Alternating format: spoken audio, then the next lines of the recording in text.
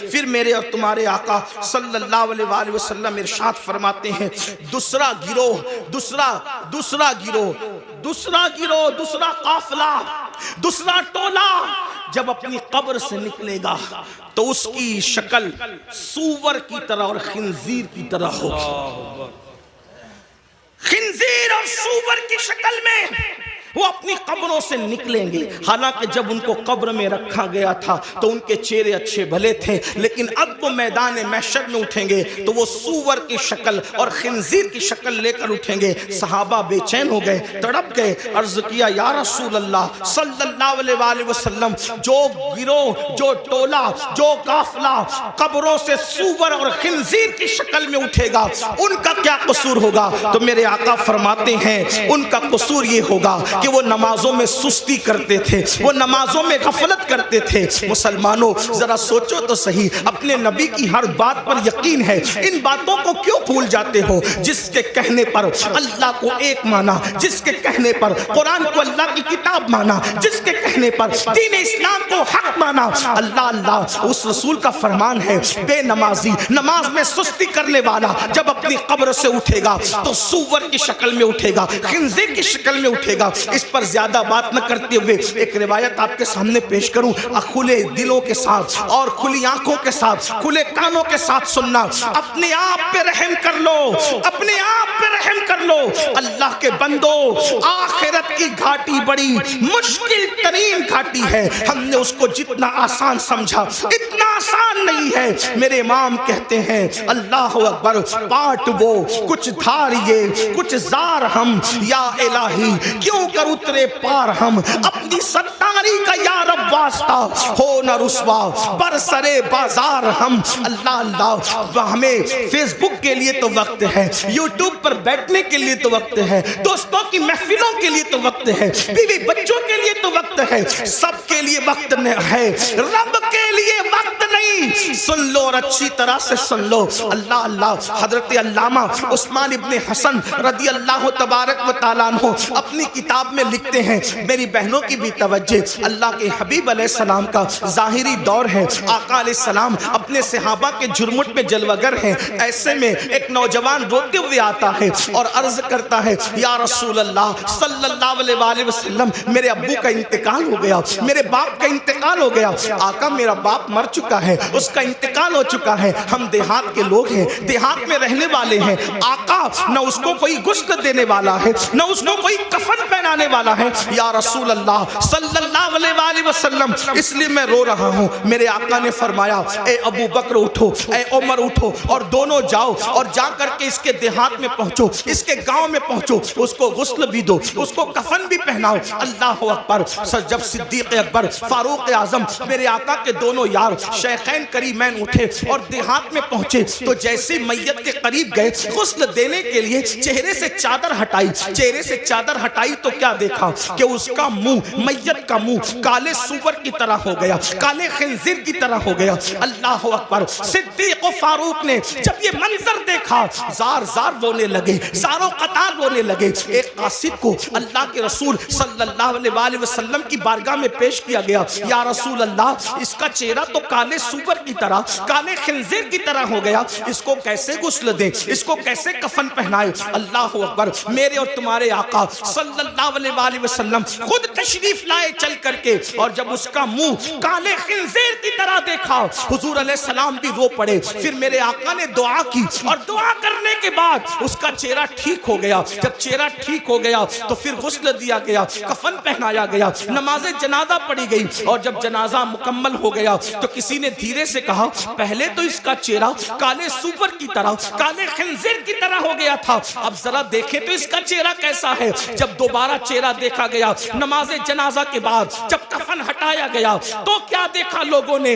اب بھی اس کا چہرہ کالے سور کی طرح، کالے خنزیر کی طرح تھا. سب رو پڑے. صحابہ نے عرض کیا ہمارے ماں باپ آپ پر قربان یا رسول اللہ صلی اللہ علیہ وسلم، اس کا چہرہ بار بار کالے سور کی طرح، کالے خنزیر کی طرح کیسے ہو جاتا ہے؟ تو میرے آقا نے اس کے بیٹے کو بلا کر کے پوچھا یہ بتا تیرے باپ کا چہرہ کالے سور کی طرح کیوں ہو جاتا ہے بار بار؟ پر اس نے عرض کی یا رسول اللہ صلی اللہ علیہ وآلہ وسلم میرا باپ کوئی گناہ نہیں کرتا تھا، بس اس کی کمی یہ تھی کہ جب نماز کا وقت آتا تو وہ سو جایا کرتا تھا، وہ نماز نہیں پڑھتا تھا۔ تب میرے آقا نے ارشاد فرمایا لوگوں دھیان سے سنو، جو نماز میں سستی کرے گا وہ اپنی قبر سے اس حالت میں اٹھے گا کہ اس کا منہ کالے سور کی طرح ہوگا، کالے خنزیر کی طرح ہوگا۔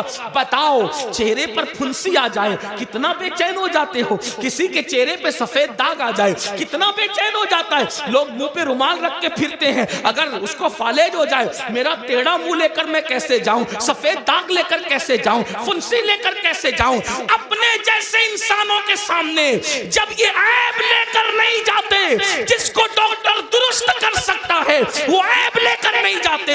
اللہ نہ کرے نماز چھوڑنے کی وجہ سے منہ کالے سور کی طرح ہوگا تو اللہ کی بارگاہ میں کیا منہ لے کر جاؤ گے، کس طرح منہ لے کر جاؤ گے۔ اور سن لو دنیا کے امتحان میں اگر ناکام ہو گئے تو پھر کامیابی کے چانسز ہے، مگر آخرت کے امتحان میں اگر ناکام ہوئے پھر کامیابی کا کوئی چانس نہیں ہے۔ پہلی اور آخری مرتبہ موقع ملے گا، کیا تیاری کی اس کے لیے؟ نہیں، ہمیں ٹائم نکالنا ہوگا۔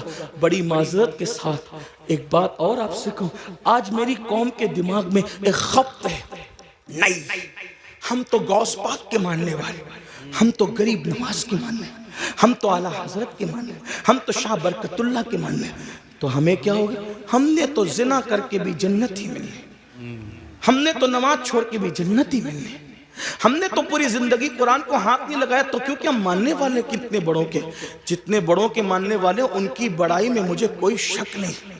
لیکن ایک بات ضرور کہتا ہوں، جب نوح علیہ السلام کا بیٹا جہنم میں جا سکتا ہے، صلبی بیٹا، اور قرآن پھر اس کا نسب بھی کاٹ کر کے اعلان کرتا ہے لیس من اہلی، کبھی آپ کی اولاد سے نہ رہا، تو جب سگے بیٹے کا نسب کٹ سکتا ہے تو پھر نام لیواؤں کا رشتہ نسبتیں کیوں نہیں کٹ سکتی؟ وہ شخص غوث پاک کا کیسے ہو سکتا ہے جو نماز نہیں پڑھتا؟ کیونکہ غوث پاک کہہ چکے کہ بے نمازی مرے تو اسے مسلمان کے قبرستان میں دفن مت کر۔ میں لوگوں کو کہتا ہوں، کچھ لوگوں کو برا بھی لگتا ہے لیکن مجھے لوگوں کا خیال کم ہے۔ ہم لوگ قادری بن گئے، چشتی بن گئے، نقشبندی بن گئے، سہروردی بن گئے، مداری بنے، وارسی بنے، برکاتی بنے، رضوی بنے، اشرفی بنے، سب بنے۔ اب سے پوچھتا ہوں، سچ بتانا اپنے ایمان والے دلوں پہ ہاتھ رکھ کے، کیا سچے مسلمان بھی بنے ہم؟ اپنے آپ سے پوچھو، آج سب بنے؟ قادری، چشتی، نقشبندی، ادیب، خطیب، شہید، یہ وہ مخیر، یہ سب بنے؟ سچے مسلمان بھی بنے؟ آپ کہیں گے تو کیسی بات کرتے آیا ہے، ہم کیا مسلمان نہیں؟ میں نے کہا میں آپ کے اسلام کا منکر نہیں، لیکن پوچھ رہا ہوں کیا سچے مسلمان بھی بنے؟ کہا وہ کیوں؟ میں نے کہا اس لیے کہتا ہوں، اگر پیر ٹوپی دے دے، توجہ کریں، ٹوپی دے دے، کتنا سنبھال کے رکھتے ہو، میرے پیر کی ٹوپی، میرے پیر کا ماما، میرے پیر کا کرتا، میرے پیر کا جبہ، کیوں؟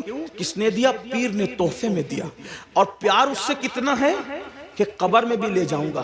میں نے کہا تجھے سلام ہو، اچھا ہے، پیار پیر سے بہت پیار کر، اللہ اس سے زیادہ تجھے برکت دے، لیکن اتنا ضرور تجھ سے پوچھوں گا، سلسلے کی محبت میں تجھے پیر سے اتنا پیار ہے کہ پیر کے دیے ہوئے تحفے کو تو نے سینے سے لگا کے رکھا، کیا تو نے اللہ کے دیے ہوئے تحفے کے ساتھ بھی یہی سلوک کیا؟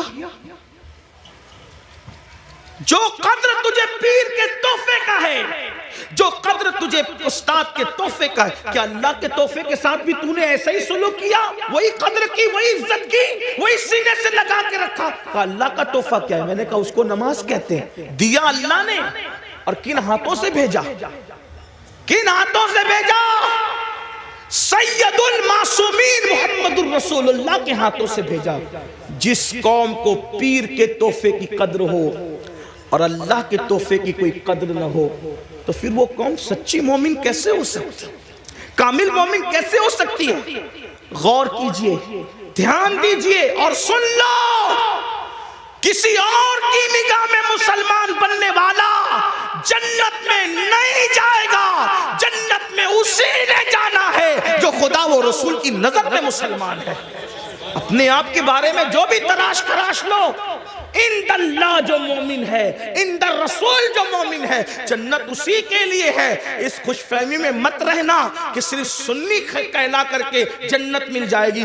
سنی کہلانا اور ہے، سنی بن جانا اور ہے۔ صرف سنی کہلانے والوں کو جنت نہیں ملے گی، سنی بن جانے والوں کو جنت ملے گی۔ اور یاد رکھنا، اللہ اکبر، ہمارے بزرگوں نے تو نوافل بھی ترک نہیں کیا، سنت غیر موقدہ بھی ترک نہیں کیا، اور ہم فرائض چھوڑ بیٹھے ہیں۔ اللہ اکبر۔ آپ کو بتاؤ، غور کر، آقا علیہ السلام نے اپنے خاندان کے لوگوں کو دیکھو، خاندان رسول ہے، کوئی خاندان بحیثیت خاندان رسول اللہ کے خاندان کے برابر نہیں ہو سکتا۔ حضور سیدی اشرفی میاں رحمت اللہ تعالی علیہ اکثر ایک شعر کہا کرتے تھے، کہتے تھے، کوئی ہو متقی و عالم و زاہد زمانے میں مگر آل محمد کے برابر ہو نہیں سکتا۔ آپ فرمایا کرتے ہو، توجہ فرمائے، خاندان نبوت ہے، اور امام اہل سنت نبی کے خاندان کے بارے میں کہتے ہیں، آب تطہیر سے جس میں پودے جمے، اس ریاض نجابت پہ لاکھوں سلام، خون خیر الرسل سے ہیں جن کا خمیر ان کی بیلوس طینت پہ لاکھوں سلام۔ رسول اللہ کے خون سے جن کا خمیر بنا ہے، آب تطہیر سے جس میں پودے جمے، وہ نبی کا خاندان۔ توجہ کریں، اس خاندان رسالت کو رسالت ماں نے فرمایا، اے بنو ہاشم عمل کرنا، عمل۔ توجہ کریں، اللہ کے رسول اپنے خاندان کے لوگوں کو کہہ رہے ہیں عمل کرنا، عمل۔ کہیں ایسا نہ ہو کہ لوگ عمل لائیں اور تم صرف نسب لاؤ۔ پھر آقا نے فرمایا، اے بنو ہاشم، جس کو عمل نے پیچھے کر دیا اس کو نسب کبھی آگے نہیں کر سکتا، اس لیے عمل کرنا۔ رسول اللہ کی اس نصیحت کو خاندان کے لوگوں نے کیسے سینے سے لگایا، اللہ اکبر، کہ رسول اللہ کے خاندان میں پھر کوئی بھی آپ کو بے عمل نظر نہیں آئے گا۔ میں بے عمل کی بات کر رہا ہوں، بد عمل تو دور کی بات ہے، اس لیے کہ ایک ہے با عمل، ایک ہے بے عمل، ایک ہے بد عمل۔ رسول اللہ کے خاندان میں بد عمل تو بہت دور کی بات ہے، بے عمل بھی تمہیں کوئی نظر نہیں آئے گا۔ دیکھو نبی کے خاندان کو دیکھو، پوری رات اگر سجدے میں گزارنے والی مدینے میں کوئی خاتون ملتی ہے تو وہ کوئی اور نہیں ہے، وہ میرے نبی کی شہزادی سیدہ مخدومہ فاطمہ الزہرا کی ذات ہے۔ اور جب رات پوری ہوتی ہے تو نماز مکمل کر کے حسرت کے ساتھ سر کو سجدے سے اٹھا کے کہتی ہے، اے اللہ، تو نے رات اتنی چھوٹی بنایا کہ تیرے محبوب کی بیٹی فاطمہ دل کھول کے سجدہ بھی نہ کر سکی۔ اللہ اکبر۔ اس کے بعد دیکھیں، گھوڑے کی ایک زین پر ایک قدم رکھ کر دوسرے زین پر قدم رکھنے سے پہلے جو پورا قرآن مکمل کرتا ہے وہ کوئی اور نہیں ہے، وہ میرے نبی کے خاندان کا فرد، رسول اللہ کا بھائی حمزہ، داماد پیغمبر، خاتم ولایت، فاتح خیبر، ابو الحسنین، مولا کائنات سیدنا علی مرتضیٰ کی ذات ہے۔ کسی نے قرآن اس طرح پڑھا، بابا قرآن پڑھتے ہیں گھوڑے کی زین پر ایک قدم رکھ کر دوسرا قدم رکھنے سے پہلے، اور شہزادوں کی کیا شان ہے، سر کٹنے کے بعد جو نیزے پہ قرآن پڑھتے ہیں وہ کسی اور خاندان کا فرد نہیں، وہ میرے نبی کا نواسا سیدنا امام حسین کی ذات ہے، امام علی مقام کی ذات ہے۔ محراب میں، منبر پہ، مسجدوں میں آپ نے ہر خاندان والے سے قرآن سنا، لیکن نیزے پہ جس نے قرآن پڑھا وہ صرف میرے نبی کا خاندان۔ 40 سال تک عشاء کے وضو سے فجر کی نماز جہاں ہو رہی ہے وہ کوئی اور نہیں، وہ میرے نبی کے خاندان کا شہزادہ جسے دنیا سرکار غوث اعظم کے نام سے جانتے ہیں۔ 70 سال تک کبھی نہ سو کر رات و دن جاگ کر عبادت کرنے والا، 90 لاکھ کو کلمہ پڑھانے والا، وہ کسی اور خاندان میں نہیں ملے گا، وہ میرے نبی کے خاندان میں ہے، جس کو معین الدین اجمیری غریب نواز کہا جاتا ہے۔ جب ذکر کرتے ہیں تو آپ اتنی کثرت سے کرتے ہیں کہ آپ کے ذکر کو سن کر پرندے بھی ذاکر ہو جاتے ہیں۔ ایسا ذاکر آپ کو کسی اور خاندان میں نہیں نہیں ملے گا وہ میرے نبی کا شہزادہ حضرت شاہ برکت اللہ عشقی بیمی مہریروی رحمت اللہ علیہ کی ذات ہے جس کے ذکر نے پرندوں کو ذاکر بنا دیا. یہ خاندان نبوت کا عمل ہے. امام زین العابدین کا نام زین العابدین نہیں ہے بلکہ ان کا نام ہے علی ابن حسین. زین العابدین ان کا لقب ہے, لقب. اور زین العابدین کیوں کہتے ہیں؟ کیونکہ روزانہ تقریباً 300 رکعت اور کبھی 700 رکعت نفل نماز پڑھتے تھے. لوگوں نے کہا یہ عابد نہیں ہے بلکہ یہ زین العابدین ہے. عابدوں کثرت سجدہ کی وجہ سے آپ کی پیشانی پر سجدے کا نشان پڑ گیا تھا. ایک تو یہ کہ جو لوگ غلط سجدہ کرتے ہیں ان کی پیشانی پہ نشان آتا ہے, اور ایک تو یہ جو کثرت سے سجدہ کرتے ہیں ان کی پیشانی پر بھی نشان آ جاتا ہے. لیکن کتنی 300 رکعت کے بعد 700 رکعت کے بعد, اور میں جہاں سے پڑھ رہا ہوں اس کو میرے امام اہل سنت نے لکھا کہ آپ کی پیشانی پر نشان سجدہ کثرت سجدے کی وجہ سے. آپ بتائیں, آپ رسول اللہ صلی اللہ علیہ وآلہ وسلم کے خاندان والوں کا یہ عمل دیکھ. امام جعفر صادق کو دیکھ, روزانہ پوری رات عبادت میں گزرتی. امام محمد باقر کو دیکھ, امام موسیٰ کاظم کو دیکھ, جس کو دیکھیں. اور ہمارا حال یہ, ہم کہتے ہیں ہم تو نام لے ہوئے. میں نے کہا وہ خاندان کے لوگ تھے. بلکہ ایک بات آئی, بات عرض کروں, شاید حدیث پوری نہ پڑھ سکوں کیونکہ وقت زیادہ ہوا, لیکن ایک بات پڑھتا ہوں, شاید آپ کے دل کے دریچے اللہ کھول دے. مغفرت کے بارے میں ہم بہت بے حس ہیں, بخشے جائیں گے مولانا, بخشے جائیں, اللہ کریم ہے, بخشے جائیں, اللہ کریم ہے, بخشے جائیں. بے شک اللہ کریم ہے. علامہ نقی علی خان امام المتکلمین لکھتے ہیں اپنی کتاب میں, اللہ کو کریم جان کر گناہ پہ گناہ کر رہا ہے نا, کہ اللہ کریم میں بخش دے گا. فرماتے ہیں اللہ کو کریم جان کر گناہ کرنے والے اللہ کو قادر جان کر تو زہر کیوں نہیں کھاتا؟ جب وہ کریم ہیں گناہوں پہ بخش دے گا تو قادر بھی تو ہے, زہر کھانے پہ زندگی بھی دے سکتا ہے. لیکن اللہ کو قادر جان کر تو نے کبھی زہر نہیں کھایا اور اللہ کو کریم جان کر گناہ کر رہا ہے. اللہ کو کریم جاننے کا یہ مطلب نہیں کہ گناہ کر کے سوچے کہ اللہ بخش دے گا. اللہ کو کریم جاننے کا مطلب یہ کہ نیکی کر کے بھی رو, اللہ میری نیکیاں اس قابل نہیں کہ تیری بارگاہ میں قبول ہو, اپنے کرم سے قبول فرما. اللہ گناہ تو گناہ, اگر نیکی کا سوال کر لے تم اپنے اللہ کو نیکی کا جواب نہیں دے سکتے. جو اتنے چین سے بیٹھے ہیں نا میرے بھائی, جس دن احساس ہوگا کہ مغفرت کس چیز کا نام ہے تو آپ کو پتہ چلے گا. حضرت سیدنا امام جعفر صادق کا ذکر ہے. امام جعفر صادق کو لوگ اتنا ہی جانتے ہیں کہ ہم ان کی کونڈے کی نیاز کرتے ہیں, بس اتنا ہی جانتے ہیں. لیکن جانتے ہیں یہ امام جعفر صادق غوث اعظم سے پہلے اپنے دور کے غوث اعظم ہیں.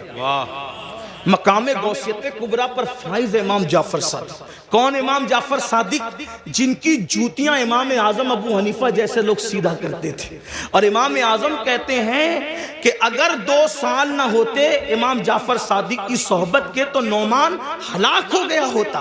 یہ امام جعفر صادق. لیکن وہ جعفر صادق جس کی صحبت کو امام اعظم اپنی کل عمر کا سرمایہ کہتے ہیں, جب اس امام جعفر صادق سے لوگ مصافحہ کرتے, ہم لوگوں سے بھی لوگ کرتے ہیں, امام جعفر صادق سے بھی لوگ مصافحہ کرتے تھے. داتا صاحب لکھتے ہیں کہ جب امام جعفر صادق سے کوئی مصافحہ کرتا تھا تو امام جعفر صادق اس کا ہاتھ پکڑ لیتے.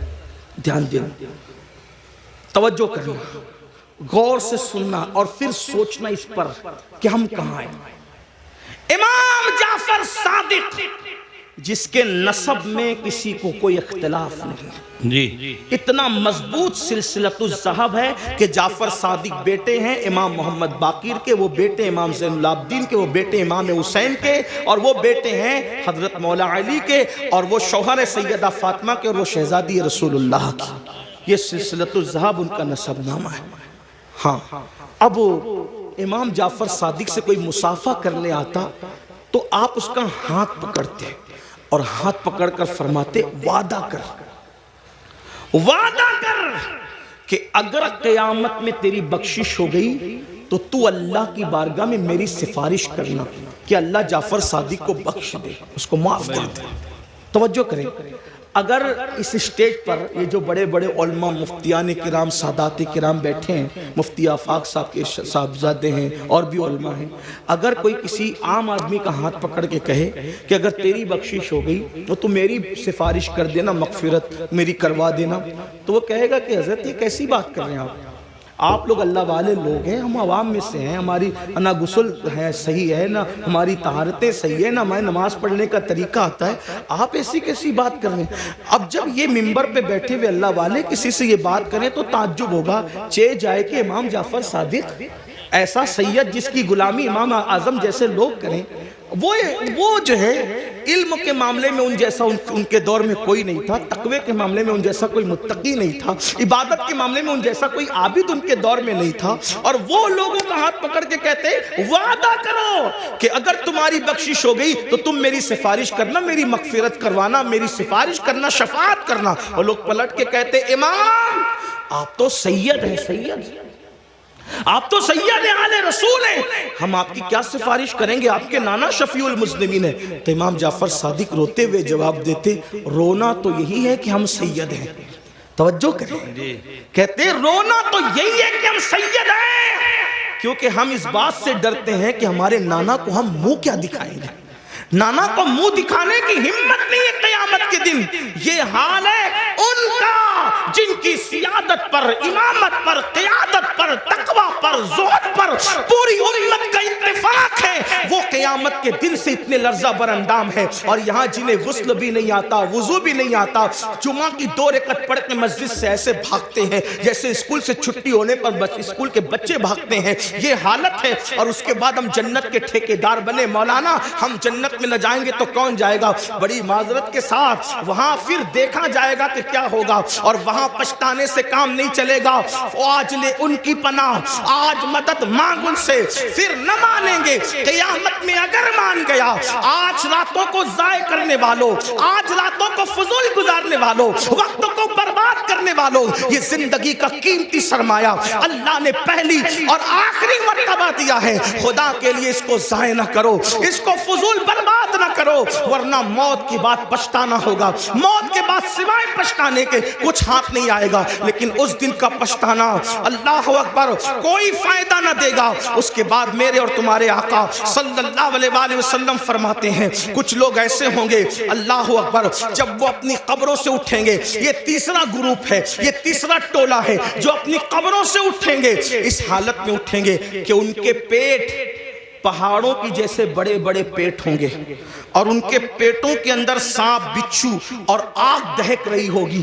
صحابہ نے پوچھا آقا وہ کون ہوں گے؟ سرکار علیہ السلام فرماتے ہیں یہ وہ لوگ ہوں گے جو دنیا میں زکوٰۃ ادا نہیں کرتے تھے، زکوٰۃ نہیں دیتے تھے، بڑے بڑے پہاڑوں کی طرح پیٹ لے کر کے اٹھیں گے۔ آج لوگ زکوٰۃ بھی نہیں دیتے پوری، اور پھر کوئی پیسہ لے کے بھاگ جاتا ہے، کوئی چوری کر لے جاتا ہے، مال ڈوب جاتا ہے، آگ لگ جاتی ہے، کہتے ہیں ہمارا نقصان ہو رہا ہے، نقصان ہو رہا ہے۔ یاد رکھنا جو پوری زکوٰۃ اللہ کے لیے نکال دے، میرے آقا فرماتے ہیں اس کا مال اللہ کے قلعے میں محفوظ ہو جاتا ہے، اس کے مال کی حفاظت ہو جاتی ہے۔ پھر چوتھے گروپ کے بارے میں میرے اور تمہارے آقا سچے نبی صلی اللہ علیہ وآلہ وسلم نے فرمایا کہ جو چوتھا گروپ قبر سے نکلے گا اس کے منہ سے خون بہ رہا ہوگا، اور خون لے کر کے وہ نکلے گا۔ صحابہ نے پوچھا آقا جن کے منہ سے خون بہ رہا ہوگا وہ کون لوگ ہوں گے؟ آقا ارشاد فرماتے ہیں جو اپنے وعدوں کو توڑ دیتے تھے، وعدہ خلافی کرتے تھے، وہ ان کے منہ سے خون بہ رہا ہو۔ آج میں سمجھتا ہوں کہ شاید وعدہ خلافی کو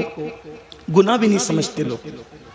دیکھیں حالانکہ میرے آقا علیہ السلام نے فرمایا مومن اور منافق میں فرق یہ ہے کہ مومن جب وعدہ کرتا ہے تو پورا کرتا ہے، اور منافق وعدہ کرتا ہے اس کو پورا نہیں کرتا، توڑ دیتا ہے۔ کتنے وعدے کرتے ہیں، اللہ سے وعدہ کیا اس کا خیال نہیں، پیر سے وعدہ کیا اس کا خیال نہیں۔ آئیے وعدے کی وفا کے حوالے سے ایک حدیث سنے کی روایت سے۔ اللہ اکبر، ابھی اعلان نبوت نہیں ہوا، اعلان نبوت سے پہلے اللہ کے رسول علیہ الصلوۃ والتسلیم بازار گئے۔ بازار جانے کے بعد اللہ کے حبیب علیہ السلام کو ایک شخص نے کہا یہاں رکو میں ابھی آتا ہوں۔ اس نے کہا رکو ابھی آتا ہوں، اور آقا نے اس سے وعدہ کر لیا ٹھیک ہے جب تک تم نہیں آؤ گے میں یہیں ٹھہروں گا، یہیں رکوں گا۔ اور اس کے بعد وہ شخص گیا اور جا کر کے بھول گیا کہ میں کسی سے وعدہ کر کے آیا ہوں یا وعدہ لے کر آیا ہوں کہ میں ابھی آتا ہوں، اور اس نے وعدہ کر لیا کہ ٹھیک ہے تمہارے آنے تک میں رکوں گا. پھر کیا ہوا؟ 3 دن گزر گئے. 3 دن کے بعد جب وہ شخص آیا تو اللہ کے رسول وہیں پر موجود تھے. اس نے پوچھا آپ یہاں؟ فرمایا تم سے میں نے وعدہ کیا تھا کہ جب تک تم نہیں آؤ گے میں یہیں رکا رہوں گا، اسی لیے میں یہاں رکا رہا. اور پھر میرے آقا نے نہ اس سے لڑائی کی، نہ جھگڑا کیا، نہ اس کو ڈانٹا، بلکہ صرف ایک جملہ کہا، اے شخص تو نے مجھے مشقت میں مبتلا کر دیا، تو نے مجھے تکلیف میں مبتلا کر دیا. یہ اعلان نبوت سے پہلے کا وعدے کا وفا کرنا تھا. جب میرے آقا نے نبوت کا اعلان کیا تو یہی واقعہ اس شخص کے ایمان لانے کا سبب بن گیا کہ جو شخص انسان سے کیا ہوا وعدہ اس کے ساتھ بے وفائی نہیں کرتا وہ جھوٹا نہیں ہو سکتا، وہ سچا ہے. تو جو وعدے کے خلاف کرے. آج تو یہ بھی ہوتا ہے کہ کسی لڑکی سے پیار کی بات کی، محبت کی بات کی، افیئر کی بات کی، رشتے کی بات کی، اور پھر کا تیرے ساتھ شادی کریں گے، اور پھر شادی کے نام پہ اس کا شباب لوٹ لیا، اس کے ساتھ زنا کر لیا، اس کے ساتھ ساری رنگریلیاں منا لی، سارا کھیل کود کر لیا، اور اس کے بعد کہا اب تیرے ساتھ شادی نہیں کریں گے کیونکہ تو اس قابل نہیں ہے،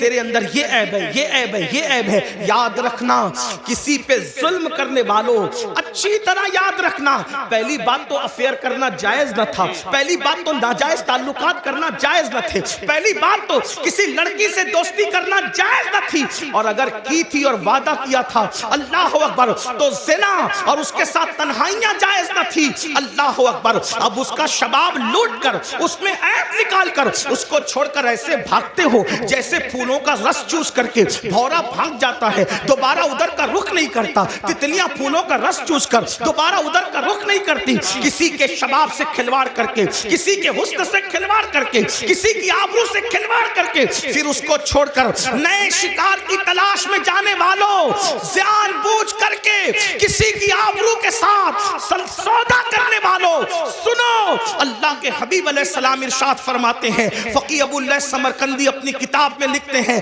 کہ اگر کسی نے کسی چڑیا سے بھی کھیل کر اس کی زندگی کو ختم کیا ہوگا، کسی نے کسی چڑیا کی زندگی سے کھیلا ہوگا، نہ کھانے کی حاجت تھی، نہ شرعی کوئی معاملہ تھا، صرف اپنے نفس کے لیے چڑیا سے کھیلا اور اس کو مار ڈالا، کھیلتے کھیلتے اس کی زندگی کو ختم کر دیا. آقا فرماتے ہیں وہ مری ہوئی چڑیا جس کی زندگی سے تم نے کھلواڑ کیا تھا، جب قیامت کا دن ہوگا تو اللہ کی عدالت میں فریاد کرے گی، مولا آج عدل کا دن ہے، آج انصاف کا دن ہے، مولا مجھے عدل چاہیے، اس شخص نے میری زندگی سے کھلواڑ کیا تھا. آقا فرماتے ہیں اس ننھی سی چڑیا کی شکایت بجلی کی گھن گرج کی طرح ہوگی، جیسے بجلی کڑکتی ہے ویسے ننھی سی چڑیا کی آواز میں گھن گرج ہوگی، اور جس کی شکایت چڑیا کر رہی ہوگی اس کا حال یہ ہوگا وہ پہاڑوں جیسی نیکیاں لے کر آئے گا. اللہ ارشاد فرمائے گا آج عدل کا دن ہے، آج انصاف کا دن ہے.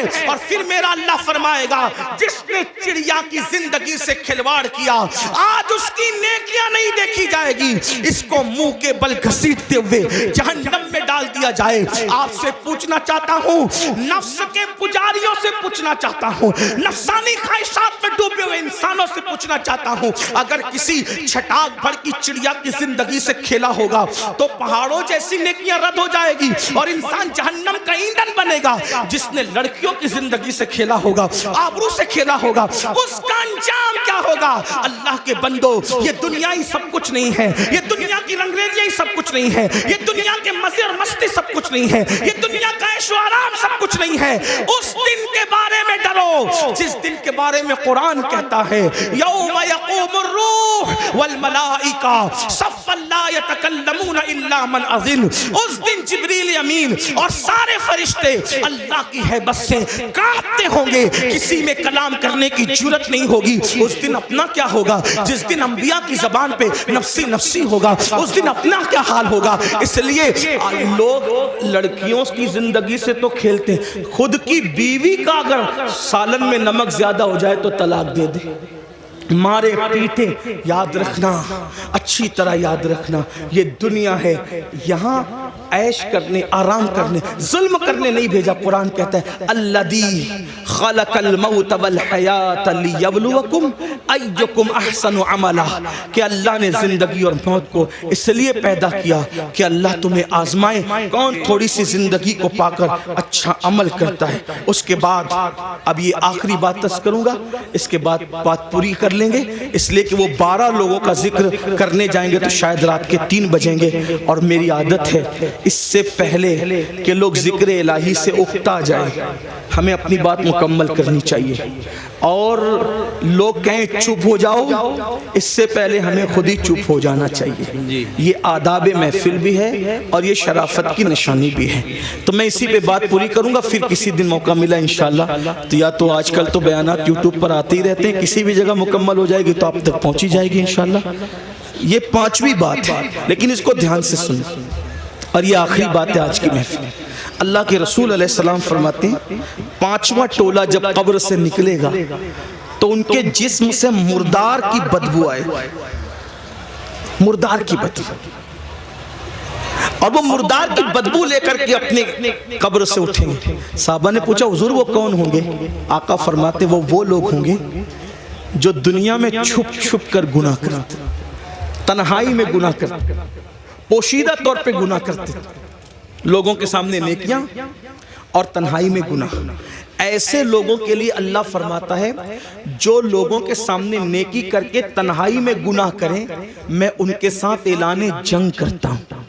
اور دوسری حدیث میں آتا ہے کہ حباء منصورہ کی تفسیر کرتے ہوئے اللہ کے رسول نے خود فرمایا، آقا فرماتے ہیں صحابہ نے پوچھا حضور یہ حباء منصورہ کا مطلب کیا ہے کہ اللہ ان کی نیکیوں کو ذرے کی طرح بکھیر دے گا؟ تو آقا فرماتے ہیں جو تنہائیوں میں گناہ کرتے تھے اللہ ان کی نیکیوں کو ایسے بکھیر دے گا جیسے روزون کے ذرات ہوتے ہیں جو صرف دھوپ میں نظر آتے ہیں، اتنے باریک کر دے گا اللہ، یعنی اتنی بے وقت ہو جائے گی ان کی نیکیاں کہ اللہ تعالیٰ ان کے ذرے ذرے کر دے گا، ان کی نیکی کوئی کام کی نہیں ہوگی، اور اللہ پاک ان کی نیکیوں کو رد فرمائے گا۔ والعاقبۃ للمتقین، آخرت تو متقیوں کے لیے ہے۔ اس سلسلے میں حضرت زید ایک بات بیان کرتے ہیں، فرماتے ہیں میں قبرستان گیا، جب قبرستان پہنچا تو ایک درخت کو ٹیک لگا کر میں بیٹھ گیا، اس لیے کہ میں چاہتا تھا کہ قبروں کو دیکھ کر کے عبرت حاصل کروں۔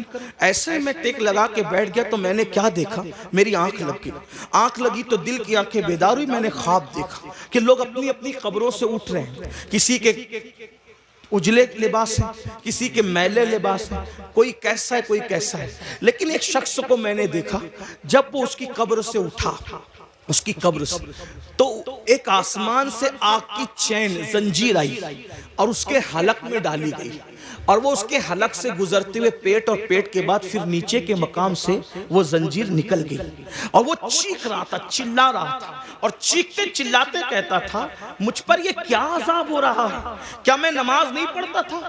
کیا میں روزہ نہیں رکھتا تھا؟ کیا میں رمضان شریف کے روزے نہیں رکھتا تھا؟ کیا میں نے حج نہیں کیا تھا؟ کیا میں نے عمرے نہیں کیے تھے؟ کیا میں نے صدقہ نہیں دیا تھا؟ کیا میں نے زکوٰۃ نہیں دی تھی؟ کیا میں فلاں نیک کام نہیں کرتا تھا؟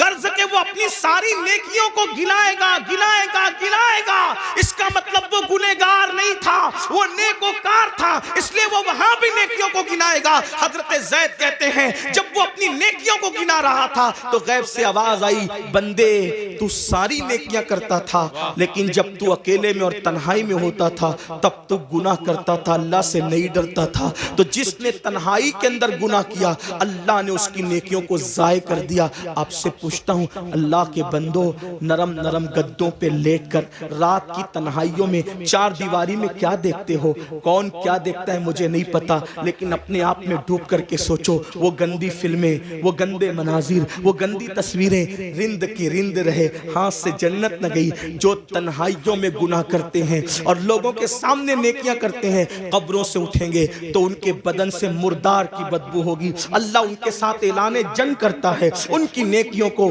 ریت کے ذروں کی طرح بکھیر دیا جائے گا۔ اپنے آپ پہ رحم کرو میرے بھائیوں، قیامت کے دن کون ہے اپنا سوائے مصطفیٰ جان رحمت کے؟ سب نے صف محشر میں للکار دیا ہم کو، اے بے کسوں کے آقا اب تیری دعائی ہے، ایک ہی سہارا ہے، اگر گناہ کر کر کے ان کا دل دکھا دیا، ان کو ناراض کر دیا تو بتاؤ اپنا کیا بنے گا۔ اللہ اکبر۔ میرے آقا مصطفیٰ جان رحمت صلی اللہ علیہ وآلہ وسلم کے دیوانوں سیدنا فاروق اعظم کہتے ہیں، لوگ چھوٹے اور بڑے گناہ کی بات کرتے ہیں، فاروق اعظم فرماتے ہیں میں تو اتنا سمجھتا ہوں گناہ کوئی بھی کرو رسول اللہ کے دل کو تکلیف پہنچتی ہے، حضور کا دل دکھتا ہے، کوئی گناہ کرو دل حضور کا دکھتا ہے۔ اب آپ کو سے پوچھتا ہوں، چہروں سے داڑیاں منڈا کر گٹروں میں پھینکتے ہو، فاروق اعظم کہہ رہے ہیں آقا کا دل دکھتا ہے، گندی فلمیں دیکھتے ہو، فاروق اعظم کہہ رہے ہیں آقا کا دل دکھتا ہے، کسی عورت پر بد نظری کرتے ہو، آقا کا دل دکھتا ہے، مسجدوں کو ویران کرتے ہو، آقا کا دل دکھتا ہے، نمازوں میں سستی کرتے ہو،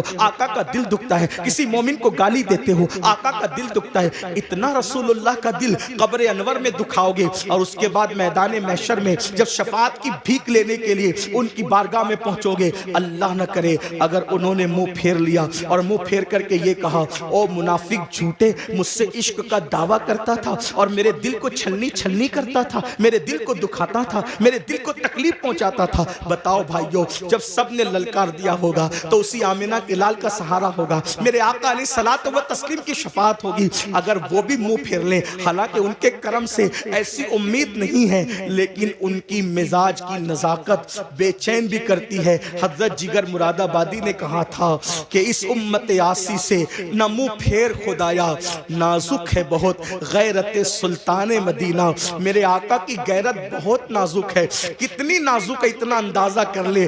ایک بار ام المومنین نے اپنے گھر کے دیواروں پہ پردے لٹکا دیے تو آقا علیہ السلام نے چہرہ پھیر کر کے یہ فرمایا کہ ہم دیواروں کو کپڑے نہیں پہناتے، محبوبہ محبوب رب العالمین اگر دیواروں پہ پردے لٹکا دے تو وہاں سے غیرت کی وجہ سے چہرہ پھیر لیا جاتا ہے۔ اتنے جرائم کر کے، اتنے بڑے مجرم بن کے حضور کے دربار میں کھڑے رہیں گے، اللہ اکبر۔ اگر ان کی غیرت کی نزاکت نے منہ پھیر لیا، کہاں جاؤ گے؟ کس کے پاس جاؤ گے؟ کس کے دروازے پہ دستک دو گے؟ اس لیے آج ان کو مناؤ، آج ان کو راضی کرو، آج ان کی بارگاہ میں معافی مانگو، ان کے وسیلے سے اللہ کی بارگاہ میں توبہ کرو تاکہ دنیا بھی سنور جائے، آخرت بھی سنور جائے۔ اللہ پاک کی بارگاہ میں دعا ہے کہ میرا اللہ سب سے پہلے مجھے اور آپ سب کو عمل کی توفیق عطا فرمائے۔ گفتگو کے درمیان اگر کوئی غلطی ہوئی اللہ تعالیٰ معاف فرمائے۔ استغفر اللہ ربی من کل ذنب واتوب الیہ وما علینا الا البلاغ۔ السلام علیکم ورحمۃ اللہ وبرکاتہ۔ بیٹھیے۔